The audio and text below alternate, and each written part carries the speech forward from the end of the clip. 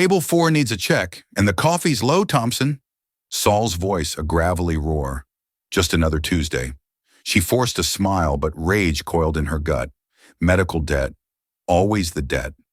Then the bell chimed. A wet dog of a man, lost in the storm, dripping despair. The couple in booth 6? They looked away. Didn't want to see it. They have no idea.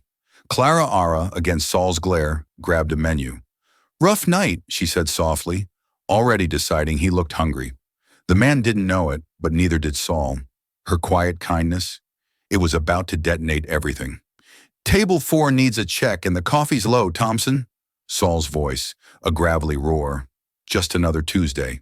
She forced a smile, but rage coiled in her gut. Medical debt. Always the debt. Then the bell chimed. A wet dog of a man, lost in the storm, dripping despair. The couple in booth 6? They looked away. Didn't want to see it. They have no idea. Clara Ara, against Saul's glare, grabbed a menu. Rough night, she said softly, already deciding he looked hungry. The man didn't know it, but neither did Saul. Her quiet kindness? It was about to detonate everything. The downpour was biblical, each drop a tiny hammer against the grimy windows of the Morningstar diner. The kind of night where the city felt less like a place to live and more like a leaking, overcrowded ark. For Clara Ara, the Morningstar was both a refuge and a sentence. 24 years old and already weary in a way that felt ancient.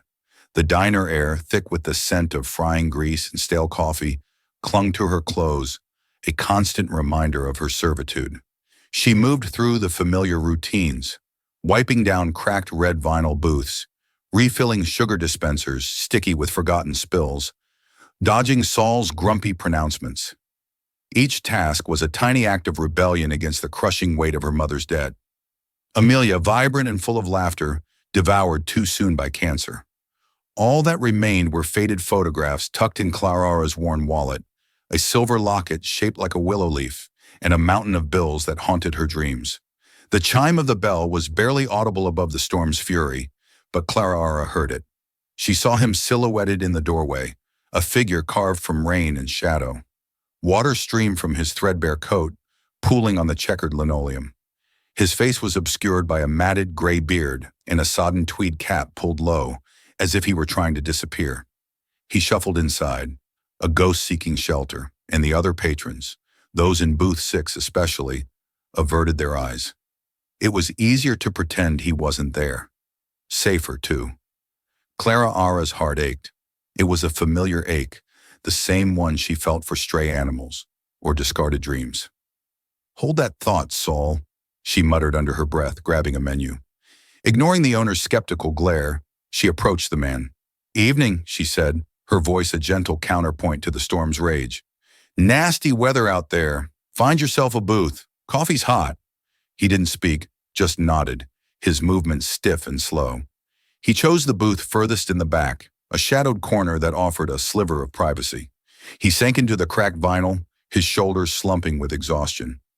Clara Ara noticed the state of his hands, raw, chapped, ingrained with dirt that looked decades old. Coffee, she offered, her voice soft. He looked up then, and she caught a glimpse of his eyes. They were a startlingly clear blue, the color of a summer sky, but clouded with a profound, soul-deep sadness. He nodded almost imperceptibly. She returned with a steaming mug, the diner's thickest ceramic. He wrapped his hands around it, as if drawing warmth from the simple gesture. Still, he didn't speak. Anything to eat? Clara Ara prompted, her gaze flickering to his tattered clothes. Saul's got a meatloaf special tonight. It's Saul's meatloaf. She offered a wry smile. The man's gaze flickered to the faded menu, then back to his hands. He shook his head, a small, almost shameful movement. The message was clear. He had nothing to offer in return. Clara glanced towards the break room. Her sandwich and apple sat waiting, untouched. Her shift was almost over. A decision formed, quick and impulsive. You know what? She said, leaning closer, lowering her voice as if sharing a secret. Saul always makes way too much meatloaf on Tuesdays. Drives him crazy to throw it out. He'd probably fire me if I didn't find someone to take a plate. You'd be doing me a real favor, honestly.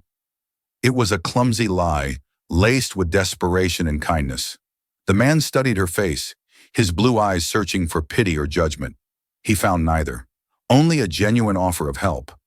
Slowly he nodded again. Minutes later, Clara Ara returned with a heaping plate, a generous slab of meatloaf swimming in gravy, a scoop of mashed potatoes, and a side of wilted green beans. She placed it before him, a silent offering. "Enjoy," she whispered, before retreating to the counter. She watched him from the corner of her eye. He ate slowly, deliberately, savoring each bite with a quiet dignity that belied his disheveled appearance. He finished the entire plate, wiped his mouth with a napkin, and sat staring out at the rain-streaked window, nursing the last of his coffee. When it was time for Clara Ara to clock out, the man was still there. She approached his booth, her worn canvas bag slung over her shoulder. "I'm heading out," she said. "You're welcome to stay as long as Saul lets you. He closes up at 10. Still coming down pretty hard out there." He looked up, and for the first time his lips moved. His voice, raspy from disuse, carried a low, cultured timbre that surprised her. "Thank you," he said, the words imbued with a sincerity that resonated deep within her. "You're welcome," she replied, her smile genuine. "Take care." As she turned to leave, he spoke again. "Miss?" Clara Ara paused, glancing back. "I will be back," he said, his voice a low promise. "I will repay you." Clara Ara just smiled and shook her head, dismissing the notion. "Don't worry about that. Just pay it forward sometime." She pushed open the heavy glass door and stepped out into the damp, chilly night, pulling her thin jacket tighter around her. She had no idea that her simple act of kindness, her shared meal, hadn't just fed a hungry man. It had set in motion a chain of events that would detonate the foundations of her entire existence. The promise he made was one he fully intended to keep, in a way she could never, in her wildest dreams, possibly imagine. The next day was a blur of exhaustion and routine. Wednesday halfway through the week, or as Clara Ara often thought of it, the point of no return. The rain had finally stopped, leaving behind a city that gleamed under a weak autumn sun. The memory of the man from the night before lingered in her mind, a fleeting, sad image. She wondered where he had found shelter, if he was still out in the cold. She didn't expect to see him again. People like him were transient ghosts in the city's machinery. She was in the middle of a frantic lunch rush, balancing 3 plates on one arm when the bell over the door chimed. She didn't look up, just called out her standard greeting. "Seat yourself. I'll be right with you." "That won't be necessary," a voice said, a voice she somehow recognized. Not the raspy, broken sound from the night before, but the rich, resonant timbre that lay beneath it. Clara Ara stopped dead in her tracks, the plates suddenly feeling heavier than lead. She turned slowly and the image burned itself into her memory. Standing just inside the diner door was the man, but it was also not the man. The soaked trench coat was gone, replaced by a tailored dark gray wool overcoat that probably cost more than her car. The worn trousers were now sharply creased charcoal slacks, and his feet were clad in polished black leather shoes that shone even in the diner's dull light. His beard was gone, revealing a strong, square jawline etched with the fine lines of age and worry. His hair, now clean and neatly combed, was a distinguished salt and pepper, and he was holding the tweed flat cap in his hands, like a discarded disguise. His eyes, the same startlingly intelligent blue, found hers across the bustling room. They held the same sadness, but now there was something else there too, a resolve, an unnerving intensity. The entire diner seemed to fall silent as every patron, and Saul from the kitchen, stared at the impeccably dressed, powerful-looking man who had just walked in. He walked toward her, his stride confident, his presence commanding the space around him, until he stopped at the empty booth where he'd sat the night before. "I told you I would return," he said, his voice calm and level. Clara Ara could only stare, her mind struggling to reconcile the two images, the desperate, shivering man, and this titan of industry, or whatever he was. I don't understand," she stammered, placing the plates she was holding on the nearest empty table. "May I sit?" he asked, gesturing to the booth. "I believe I owe you for a meal." Numbly, she nodded. He slid into the booth, placing the tweed cap on the table between them, like a piece of evidence. Clara Ara hesitantly sat opposite him, her waitress apron suddenly feeling like a costume. "I'd like to order," he said, not even glancing at the menu, "a plate of your meatloaf and a black coffee." He paused, his blue eyes locking onto hers. "And 5 minutes of your time?" Clara Ara motioned to another waitress, a teenager named Jenny, to cover her tables, her mind reeling. She brought him his coffee, her hands trembling slightly as she set the mug down. "Who are you?" she finally managed to ask, her voice barely a whisper. He took a slow sip of the coffee. "Last night you did something remarkable," he began, ignoring her question. "You didn't see a bum, or a threat, or a nuisance. You saw a human being in need of warmth and food. You gave me your own dinner, and you did it with grace, expecting nothing in return. You fabricated a story to protect my dignity." His gaze intensified. "That is a rare quality." "Anyone would have done the same," Clara Ara said, though she knew it wasn't true. "No," he countered, his voice firm. "They would not. Greed and self-interest are the currencies of the modern world. Kindness like yours is an ancient, forgotten gold." He leaned forward slightly, his gaze unwavering. "I was looking for that gold." "Looking for it? Why were you dressed like that?" "It was a test," he admitted, a flicker of shame in his eyes. "A necessary, if cruel one. I had to be sure." "Sure of what?" Clara Ara's confusion was rapidly turning into a strange mix of fear and indignation. Was this some kind of sick social experiment? He didn't answer right away. Instead, his eyes drifted down to her neck, to the silver willow leaf locket that rested against her collarbone. It was the one thing of real value her mother had owned, and Clara never took it off. "That locket," he said, his voice suddenly thick with emotion. "May I see it?" Hesitantly, she lifted the delicate chain over her head and passed it to him. His large, clean hands, so different from the raw, chapped ones of the night before, handled it with an impossible reverence. He turned it over and pressed a tiny, almost invisible clasp on the side. The locket sprang open. Inside, on one side, was a minuscule, faded photograph of her mother Amelia as a young woman. On the other side, something Clara Ara had never seen before. Etched into the silver was a family crest, a soaring eagle clutching a compass rose with a single letter, V, at its center. "My mother gave this to me," Clara Ara said, her voice defensive. "She said it was from her family." The man looked up from the locket, and Clara Ara saw that his blue eyes were now glistening with unshed tears. He took a deep, shuddering breath, as if bracing himself for an impact. "She lied, Clara Ara," he said, his voice cracking. "She did it to protect you. It wasn't from her family." He looked directly at her, his gaze stripping away all her defenses. He seemed to age 10 years in that single moment, the weight of a lifetime of regret settling onto his shoulders. "It's from mine." He slowly, deliberately removed his hat. Clara Ara's world tilted on its axis. The sounds of the diner, the clatter of cutlery, the low hum of conversation, Saul yelling in the kitchen, all faded into a dull, distant roar. There was only the man, the locket, and the impossible words that followed. "My name is Elias Vance," he said, his voice low and heavy with the gravity of his confession. "And Clara Ara, I am your father."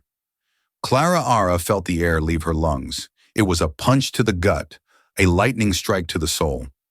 Father. Her father was a ghost, a nameless, faceless man who, according to her mother, was a charming musician who couldn't handle the thought of responsibility and had vanished before she was born. He wasn't supposed to be real. He certainly wasn't supposed to be this man, this powerful, enigmatic figure sitting in a vinyl booth in a rundown diner. "No," she whispered, shaking her head, the denial of primal instinct. "No, that's impossible. My father left. He wanted nothing to do with us." "That is the story your mother wanted you to believe," Elias said, his voice pleading. "The truth is far more complicated and far more painful. I never stopped looking for you, Clara. After Amelia passed away, I finally found a trail. It led me here, to Crestwood, to this diner." He pushed a crisp business card across the table. The embossed letters read, "Elias Vance, Chairman, Vance Consolidated. Vance Consolidated. The name was vaguely familiar. A global behemoth in logistics, technology, and real estate. A name whispered in financial news synonymous with staggering wealth and power. A name that had absolutely nothing to do with her life of unpaid bills and microwave dinners. I know this is a shock, he continued, seeing the color drain from her face. It's a tidal wave, and I have just pushed you into it. But it is the truth. The reason I came to you as I did is because my world, the world you are now a part of, is filled with vipers.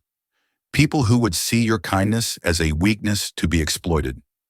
I had to know, before I brought you into it, that Amelia's heart beat inside of you. And it does. He slid the locket back across the table. It felt 100 times heavier than it had before. I am not just your father, Clara Ara, Elias Vance said, delivering the final earth-shattering blow. I'm also a billionaire, and your life from this moment on will never be the same. The ride from the Morning Star Diner to Elias Vance's residence was a surreal journey through a looking glass.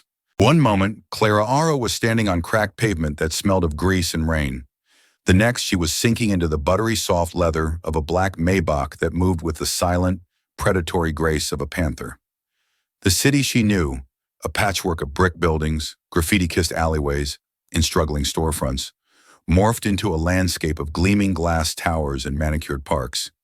She hadn't said a word since leaving the diner. Her mind was a maelstrom of shock, anger, and a terrifying, fragile flicker of hope. Her father, a billionaire. The words were alien, impossible concepts that refused to coexist with the reality of her life. She clutched her worn canvas backpack on her lap, a pathetic anchor to the world she understood. Elias sat opposite her, giving her the space she clearly needed. He didn't press or prod, simply watched her with those sad, patient blue eyes, as if he was prepared to wait an eternity for her to process the cataclysm he had unleashed. They pulled up not to a mansion, as she might have expected, but to a sleek, impossibly tall skyscraper that pierced the clouds. A private elevator, accessed through a hushed, marble-floored lobby, ascended without a sound. When the doors opened, they stepped directly into his home. The term penthouse felt woefully inadequate. It was a palace in the sky, floor-to-ceiling windows wrapped around the entire space, offering a breathtaking, godlike panorama of the city below. The furniture was minimalist and elegant. The art on the walls was museum quality, and the silence was so profound it felt like it had a physical weight. "This is where you live?" Clara Ara asked, her voice small. "This is one of my residences," Elias replied, his tone gentle. He gestured toward a sitting area with sprawling white sofas. "Please sit. We need to talk." A woman in a crisp gray uniform appeared as if from nowhere, offering them water in delicate crystal glasses. Clara Ara took one, her calloused waitress's fingers feeling clumsy and foreign against the fine-cut glass. Elias sat across from her, his powerful frame seeming to relax for the first time. "Clara Ara, I know you have a million questions, and you have every right to be angry with me. You deserve the truth. All of it." He began to speak, and the story that unfolded was nothing like the simple tale of abandonment her mother had told her. He and Amelia Rosewood had met in college. He was the heir to the Vance fortune. She was a brilliant, fiery art history student on a scholarship. They fell deeply, madly in love. But his father, Corbin Vance, was a ruthless, domineering patriarch who ruled his family and his company with an iron fist. Corbin saw Amelia as a threat, Elias explained, his voice laced with old pain. She wasn't from the right family, didn't have the right pedigree. She had a mind of her own, and she encouraged me to think for myself, to dream of a life outside of my father's shadow. He saw her as a poison he had to eliminate. When Amelia became pregnant, Corbin Vance delivered an ultimatum. Elias could either leave Amelia, allowing the Vance family to provide a discreet but generous settlement to ensure she and the child disappeared forever, or he could stay with her and be utterly cut off, disinherited, blacklisted, and with the full weight of the Vance empire used to crush any chance he or Amelia had at a normal life. Corbin even threatened to ruin Amelia's parents, who owned a small bookstore. "I was a coward," Elias said, his voice dropping to a raw whisper. I was 21 years old, and I had been raised to believe that the family, the legacy, was everything. I thought I could reason with him. I thought I could find another way. I asked Amelia for time. She saw the choice I was already making. She told me she would not be a dirty secret and that her child would not be born into a world of shame and ultimatums. And so, Amelia had disappeared. She left no forwarding address, changed her name, and vanished completely, taking their unborn child with her. She did it to protect her daughter from the toxic, gilded cage of the Vance family, and to spare her the pain of having a father who had, in the moment of greatest crisis, chosen legacy over love. Elias had spent years searching for her, first in secret in defiance of his father, and then openly after Corbin's death. He had poured millions into the search, but Amelia had covered her tracks too well. It wasn't until a private investigator, after years of dead ends, found a recently closed probate case for an Amelia Thompson, formerly Rosewood, that Elias finally found his daughter. Your mother was a proud, brilliant woman. Elias finished, his eyes shining. She gave you a life free from my father's poison, but it cost you. It cost you everything, and I have lived with that regret every single day. Clara Ara listened, her anger slowly being replaced by a profound, aching sadness. Her mother had carried this burden alone, crafting a simpler, kinder lie to protect her. She hadn't been abandoned, she had been saved. As if on cue, a new voice, sharp and laced with ice, cut through the emotional haze. Well, isn't this a touching little reunion? A woman stood in the archway, leading to another part of the penthouse. She was impeccably dressed in a severe designer suit, her blonde hair styled in a flawless, unmoving coif. Her face was a mask of cold beauty and thinly veiled disdain. Behind her stood a young man in his late 20s, handsome in a slick, predatory way, with a smirk playing on his lips. Clara, Elias said, his voice hardening as he stood up. This is my wife, Beatrix, and her son, my stepson, Julian Sterling. Beatrix de Vance surveyed Clara from head to toe, her eyes lingering on Clara's faded jeans and worn-out sneakers. The look was a physical violation, a silent, brutal judgment. So this is it? Beatrix said, her voice dripping with condescension. The long-lost waif from the diner. Elias, have you completely lost your mind? Bringing this person here? Beatrix, that is enough, Elias warned, his tone deadly serious. Clara Ara is my daughter. She will be treated with respect in this house. Julian stepped forward, extending a hand to Clara Ara, his smile not reaching his cold, calculating eyes. Julian Sterling Vance, it's a pleasure. So you're the family skeleton. We've heard whispers about you for years. It's quite something to finally see you in the flesh. Dad's little indiscretion. Clara Ara flinched at the word indiscretion. She didn't take his hand. Julian, Elias snapped. But I'm just being honest, Julian said with a shrug, his smirk widening. Welcome to the family, Clara. I hope you're not overwhelmed. It's a long way from slinging hash, I imagine. In that moment, Clara understood. This was the viper's nest Elias had warned her about. This wasn't a family, it was a battlefield. Beatrix and Julian didn't see a long-lost daughter or sister. They saw a threat to their social standing, their comfort, and most importantly, their inheritance. The opulent penthouse suddenly felt claustrophobic, the beautiful panoramic view like the bars of a gilded cage. Clara Ara looked at Elias, her newfound father, and saw the weary sadness in his eyes deepen. He had brought her here to save her from a life of poverty, but he had just thrown her into a different kind of war, one she was completely unprepared to fight. The battle for her identity and her place in a world that would do everything in its power to reject her had just begun. The next 48 hours were a dizzying montage of disorientation. Elias had insisted Clara Ara stay at the penthouse, in a guest suite that was larger than her entire apartment. It had its own balcony, a bathroom clad in Italian marble, and a closet filled with clothes from brands she'd only ever seen in glossy magazines. A personal shopper, a quiet woman named Eleonora, had arrived and, with Elias's gentle encouragement, helped Clara Ara pick out a few essentials. It felt like playing dress-up in someone else's life. Each silk blouse and tailored pair of trousers felt like a costume, And every time she caught her reflection in one of the penthouse's many mirrors, she saw a stranger staring back. The only thing that felt real was the willow leaf locket, which she now wore tucked under her shirt, a secret warmth against her skin. Ilias was kind, almost achingly so. He tried to connect with her, asking about her mother, her dreams of being an artist, her life. He showed her photographs of Amelia he had kept hidden for over 2 decades.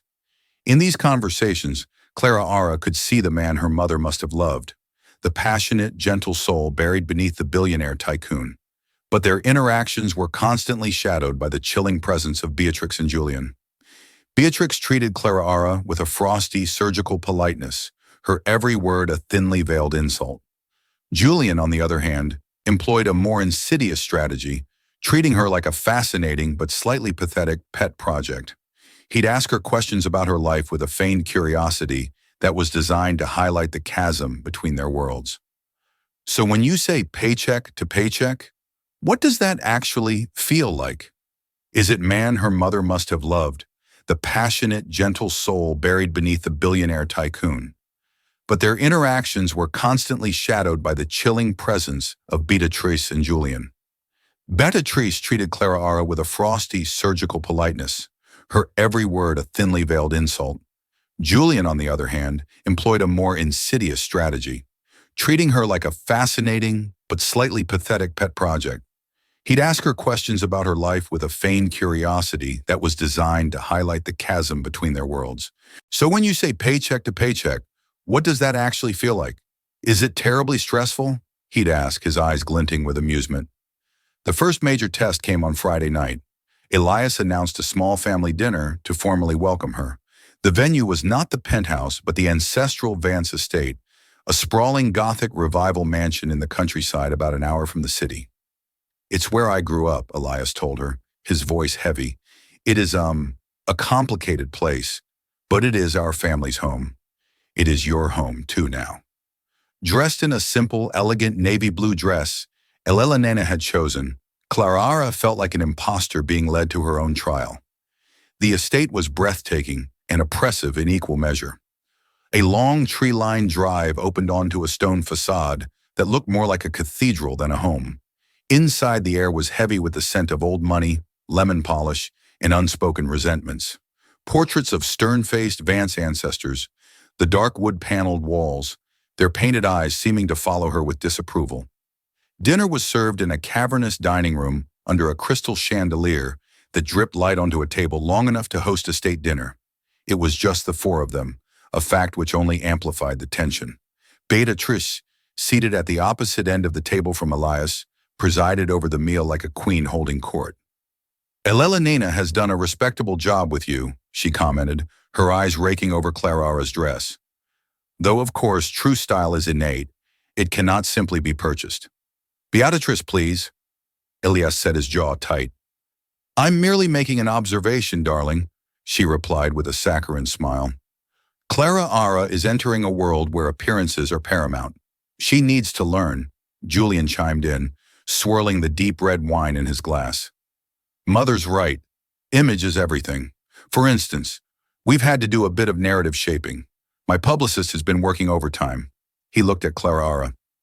"The official story for now is that you are the daughter of a dear departed friend of my stepfather's, and he has taken you in as his ward. The long-lost waitress angle is a bit too tabloid for our brand." Clara Ara felt a hot flush of shame and anger. They were erasing her identity, sanitizing her past to make her more palatable for their world. "She is not my ward, Julian. She is my daughter," Elias stated, his voice like cracking ice. "And the truth will come out when we decide the time is right." Of course," Julian said placatingly. "But we must be strategic. Speaking of which, Clara Ara, what are your plans now? I can't imagine you intend to go back to the diner." He chuckled, though it would make for a rather charming human interest story. "Billionaire's daughter still flips burgers." "I want to go to art school," Clara Ara said, her voice stronger than she expected. "I've always wanted to study painting." Beatrice let out a small tinkling laugh. "How quaint. An artist. Elias, you must be thrilled. Not a doctor or a lawyer or someone who could actually contribute to the company. An artist. There is nothing more valuable than contributing beauty and perspective to the world. Beatrice. Elias retorted something Vance Consolidated could use more of. The attack, however, was far from over. Julian leaned forward, a conspiratorial glint in his eye. You know, Clara Ara, I did a little digging out of curiosity. You understand?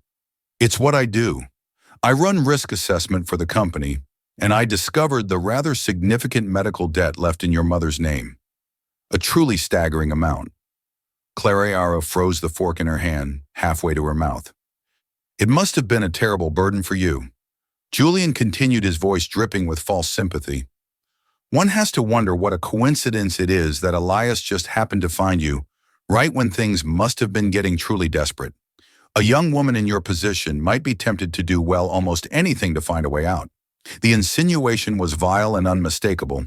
He was painting her as a grifter, a calculating opportunist who had somehow orchestrated this entire situation. Julian.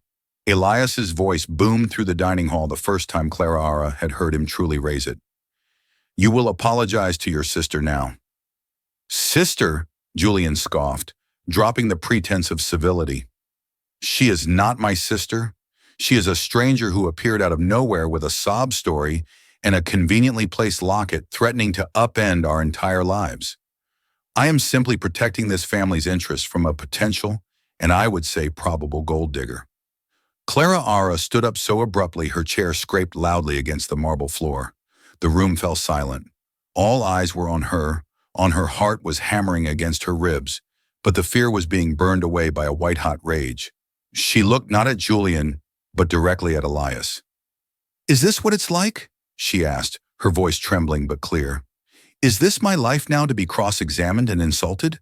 To have my mother's memory and my own struggles used as weapons against me? She then turned her gaze to Julian, her eyes flashing. You think you know what desperate is? You who have never wanted for anything in your entire life. You have no idea what it feels like to watch the person you love most in the world fade away, and then have to choose between buying groceries and paying for the medicine that might have given them one more day. You know nothing about me, and you are not fit to speak my mother's name. Without waiting for a response, she threw her napkin onto the table, turned and walked out of the dining room, her footsteps echoing in the cavernous, hostile silence. She didn't know where she was going, only that she had to get out of that room, away from the vipers and their gilded cage. She had survived poverty and grief with her dignity intact. She was beginning to wonder if she could survive wealth and family with the same. Clara Ara found her way to a dark book-lined study and sank into a leather armchair, her entire body trembling with adrenaline and rage. The confrontation had drained her, but it had also ignited something within her, a spark of defiance she thought had been extinguished by years of hardship. She would not be their victim. A few minutes later, Elias entered the room, his face a mask of fury and regret. Clara, I am so sorry, he said, his voice heavy. What Julian did was despicable. There is no excuse. He thinks I'm a fraud, Clara Ara said, her voice flat. He thinks I'm here to take your money. Julian is blinded by greed and fear, Elias replied, sitting on the ottoman in front of her. He has always seen his position as his birthright. He sees you as a threat to that. I have failed him as a stepfather. I indulged him too much, allowed Beatrice to mold him. But that is my failure, not yours. You do not have to endure his poison. I don't know if I can do this, she confessed, looking around the opulent room. This world, it feels like it's trying to swallow me whole. Maybe your father was right. Maybe I don't belong here. Don't ever say that, Elias said fiercely, his blue eyes boring into hers. You belong because you are my daughter. You are Amelia's daughter. Your strength, the fire I just saw in that dining room, that is hers. That is what this family has been missing. Don't let them extinguish it. His words bolstered her, but the unease remained. Julian was not the type to back down after a single verbal skirmish. He had drawn his battle lines, and Clara Ara knew the war was just beginning. She was right. The following week, Julian's campaign of sabotage began in earnest. It was subtle at first. A society blog published a blind item about a major city billionaire who had taken in a mysterious charity case with a dubious past, hinting at financial troubles and opportunism. It was vague, but the details were close enough to be unmistakable to anyone in their circle. Then things escalated. Clara Ara had insisted on going back to her apartment to collect her things, including her art supplies and her mother's photographs. Elias had sent a car for her.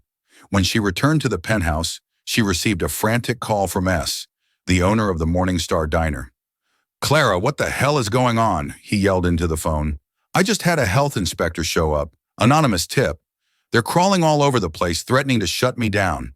They said the tip mentioned an employee with unhygienic personal circumstances who was mishandling food. They were asking about you." Clara Ara's blood ran cold. It was a clear message from Julian. He could not only attack her reputation, but he could also hurt the innocent people from her old life. She explained the situation to Elias, who immediately dispatched a team of his top corporate lawyers to Sal's diner. The issue was resolved within hours. The anonymous tip exposed as baseless, but the damage was done. Julian had shown the length of his reach. The final, most vicious blow came a few days later. Elias had arranged for Clara to meet with the Dean of Admissions at the prestigious Crestwood Art Institute, her dream school. He wanted to set up a scholarship fund in her mother's name and secure Clara a place in the upcoming semester. It was the first time since his arrival that Clara felt a genuine, uncomplicated surge of hope. Her dream was within reach.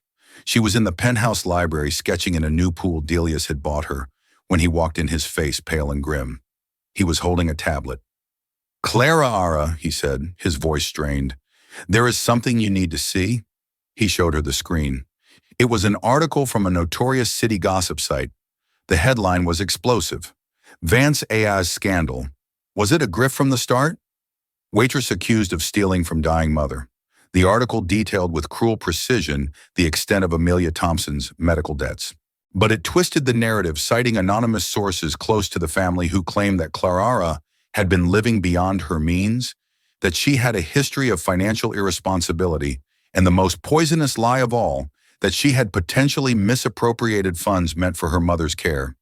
It even included a carefully doctored photo of her arguing with a hospital billing administrator, making her look aggressive and unstable. To cap it all off, it mentioned a recent altercation with her new stepbrother Julian, painting her as volatile and aggressive. It was a character assassination, a masterpiece of malicious fiction woven with threads of truth to make it believable. "Julian," Clara whispered, feeling sick to her stomach. "I have no doubt," Elias said, his voice cold fury. "He's trying to discredit you completely, to make you so toxic that I will have no choice but to cut ties with you to protect the companies in his image." For a moment, Clara felt the crushing weight of defeat. How could she fight this? He was using her own pain, her own poverty as a weapon to destroy her. He was turning her grief into a spectacle for public consumption. She felt the tears welling up, hot and angry. But then she looked at the sketch pad in her lap. It was a drawing of her mother smiling from memory. She remembered her mother's favorite saying, "You can't control the storm, my love, but you can learn to paint in the rain." Her tears stopped, her spine straightened. She looked at Elias, not with despair, but with a hard, unwavering resolve. "No," she said, "he is not going to win." Elias looked at her, a flicker of surprise and immense pride in his eyes. "What do you have in mind?" "He thinks he can control the narrative," Clara said, her mind racing. "He's using a gossip blog. You own one of the largest media conglomerates in the world, don't you? He wants to fight a war in the press. Fine, let's give him one. But we're not going to fight with lies. We're going to fight with the truth, all of it." She took a deep breath. "I'll do an interview, a real one with a real journalist. No more secrets about being your ward. I'll tell them everything. Who I am, where I come from, what my mother went through. I'll show them the hospital bills. I'll talk about what it's like to be poor in a system that's built to crush you. He wants to use my past against me. I'm going to own it. I'm going to turn his weapon into my shield." Elias Vance stared at his daughter. The timid, overwhelmed waitress from the diner was gone. In her place stood a woman of incredible strength and conviction. A woman who had inherited her mother's fire and her father's strategic mind. A true Vance. "All right," Elias said, a slow, determined smile spreading across his face. "Let's give him a war." The plan was set into motion with the swift, overwhelming force that only the Vance Empire could muster. Elias didn't choose a friendly softball journalist. He contacted Meredith Vale, a notoriously tough Pulitzer Prize-winning investigative reporter known for her unflinching interviews that could make or break careers. If Clara Ara was going to tell her story, it had to be unimpeachable. The interview took place not in the sterile opulence of the penthouse, but in Clara Ara's old cramped apartment. She insisted on it. She wanted the world to see the reality of her life, not the gilded cage she now inhabited, surrounded by her own paintings, her mother's faded photographs and boxes, half-packed for a move that now felt uncertain. Clara Ara sat opposite Meredith Vale and her camera crew. She didn't hold back. With Elias sitting just out of frame, a silent pillar of support, Clara Ara laid her life bare. She spoke of her mother's love in her brutal illness. She produced every single medical bill, every threatening letter from a collection agency. She talked about working double shifts, about the crushing anxiety of living on the edge of financial ruin, and about her dream of being an artist, which had felt like a distant, impossible star. Then she addressed Julian's lies head-on. She didn't sling mud. She simply stated the facts with a quiet, unshakable dignity. When Meredith Vale asked about her father, Clara looked directly into the camera. "For 24 years, I believe my father had abandoned me," she said, her voice clear and steady. "The truth I've learned is that my mother hid me to protect me from a world of wealth and power she believed was toxic. And I believe she was right to be afraid. In the last 2 weeks, I have seen how that power can be used to hurt and destroy. But my father, Elias Vance, is not the man I was taught to fear. He is a man who has spent a lifetime carrying a burden of regret and who is now trying to build a bridge across a lifetime of absence. I am his daughter. I am not a charity case, and I am not a grifter. I am Clara Ara Maeve Thompson, and I am not ashamed of who I am or where I come from." The interview aired as a primetime special. The public response was immediate and overwhelming. Letters and emails flooded the network. Social media exploded with support for Clara. Her story of struggle, grief, and dignity resonated with millions. The narrative Julian had tried to craft of a conniving gold digger was shattered, replaced by the image of a courageous young woman standing up to a corporate bully. The gossip site that had published his lies was forced to print a full retraction after being threatened with a lawsuit of epic proportions from Vance Consolidated's legal team. Julian was furious, humiliated. Waitress was apoplectic, horrified that their dirty laundry was now public knowledge. The Vance family brand, which they had tried so hard to protect, was now inextricably linked with the very tabloid story they had sought to avoid. But instead of damaging it, Clara Ara's honesty had ironically humanized it. Elias knew, however, that a public victory was not enough. The poison was still within his own house. He called a family meeting, not a dinner, but a formal convening in the main boardroom on the top floor of the Vance Consolidated Tower.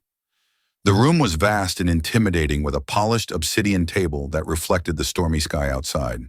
Clara Ara sat to Elias's right. Beatrice and Julian sat opposite their faces, tight with fury. "This public circus has gone on long enough," Elias began, his voice dangerously calm. "Julian, your attempts to sabotage and discredit my daughter have not only failed, they have constituted a direct attack on this family and this company. I was protecting us." Julian spat, his composure cracking from her. "Do you have any idea what this has done to our reputation?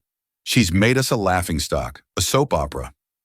"On the contrary," Elias said, sliding a tablet across the table, "our stock price is up 3% since the interview. Our public sentiment analysis is the highest it has been in a decade. People, it seems, respond to authenticity more than they do to your curated, sterile brand of perfection."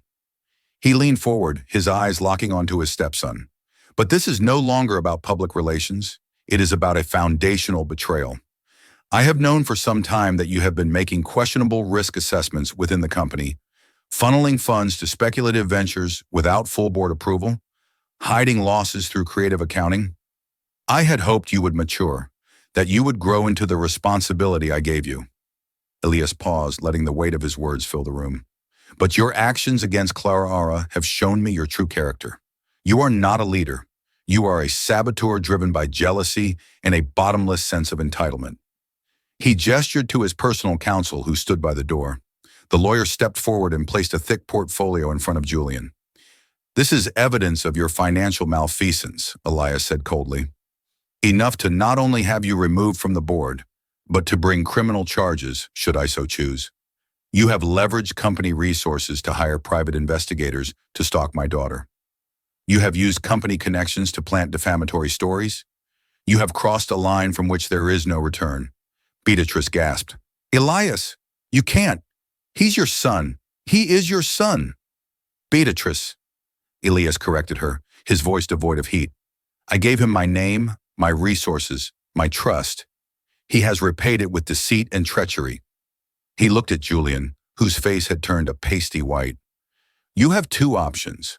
You can tender your resignation from the board and every position within Vance Consolidated effective immediately and accept a transfer to oversee our most remote shipping subsidiary in Anchorage, Alaska. Or I can hand this portfolio to the district attorney. The choice is yours." Julian stared speechless. The trap was perfect. He was utterly, completely defeated. Then Elias turned to Clara Ara. His expression softened. "Clara Ara, when your great-grandfather founded this company, he put a compass rose in our family crest. He said it was to remind us that wealth and power are not a destination. They are a direction. For too long, our family's compass has been pointing toward greed, toward self-preservation, toward legacy at the cost of humanity. Your mother knew it, and you, in 2 short weeks, have reminded me of it." He pushed a second portfolio identical to Julian's toward the center of the table. "This represents a controlling interest in the Vance Foundation, our family's philanthropic arm. It has been under Beatrix's guidance little more than a vehicle for tax benefits and vanity projects. I am removing her as its director, and I am offering the position and the power that comes with it to you." Clara Ara was stunned. "To me, I don't know anything about running a foundation." "You know everything that matters," Elias countered. "You know compassion. You know struggle. You know the value of a single act of kindness on a rainy night. I want you to reshape it. Fund the arts. Support healthcare for the underprivileged. Create scholarships in your mother's name. Point this family's compass back in the right direction. Show them what a Vance can and should be." It wasn't a crown he was offering her. It was a compass. A chance not just to inherit a world, but to change it. Staring across the table at the defeated faces of her tormentors, and then at the hopeful, trusting face of the father she had only just found, Clara Ara knew her answer. In the wake of the boardroom showdown, the Vance family was reshaped. Julian was exiled to a remote Alaskan subsidiary, his ambition effectively frozen out. Beatrice, stripped of her power, retreated into a frosty seclusion at the family estate. The penthouse, once a battlefield, finally became a home where Clara Ara and Elias began the quiet work of building a relationship, piecing together a shared history through stories of the woman they both had lost. Clara Ara's new life became a whirlwind of purpose. She enrolled at the Crestwood Art Institute, her hands perpetually smudged with paint and charcoal, finally living the dream her mother had cherished for her. At the same time, she took the helm of the Vance Foundation, not from a detached office, but from the ground. With Elias's proud support, she established the Amelia Rosewood Grant, turning her inheritance into a ladder for other struggling artists and funding the community clinics she knew so well. The culmination of her work came a year later at a charity gala showcasing the first grant recipients. Standing at a podium, Clara Ara found Elias in the front row, his eyes shining with a pride that eclipsed all the wealth in the room. Her speech was not that of a corporate ace, but of a survivor. She spoke of how power is merely an amplifier. It can magnify cruelty, or it can magnify compassion. "Our legacy," she declared, her voice ringing with conviction, "is not written in stock prices, but in the lives we touch." Later, as the evening wound down, Elias joined her in the quiet gallery. "Your mother would have been so proud of you, Clara Ara," he said, his voice thick with emotion. Clara Ara leaned her head on his shoulder, the gesture now easy and familiar. "She'd be proud of you too, Dad, for finding your way back." Together, they looked at the vibrant art born from the legacy they were now building. Clara Ara Maeve Thompson, The waitress from the Morningstar Diner had finally found her true inheritance. It wasn't the billions in the bank. It was the purpose she had forged, the art she would create, and the father who had crossed a lifetime of regret to finally come home. Clara Ara's incredible journey reminds us that our circumstances do not define our character. She went from a life of quiet desperation to one of immense power, but she never lost the one thing that made her special: her kindness. She proved that true wealth isn't measured in dollars, but in dignity, compassion, and the courage to fight for what is right. Her story is a powerful testament to the idea that a single act of generosity can create ripples that change not just one life, but the legacy of an entire family. It forces us to ask ourselves, what would we do in her shoes? How would we wield that kind of power? If Clara Ara's story of resilience and integrity moved you, please show your support by hitting that like button. Share this video with someone who needs a reminder that hope can be found in the most unexpected places. And don't forget to subscribe and turn on notifications so you won't miss our next unforgettable real-life story. Thank you for listening.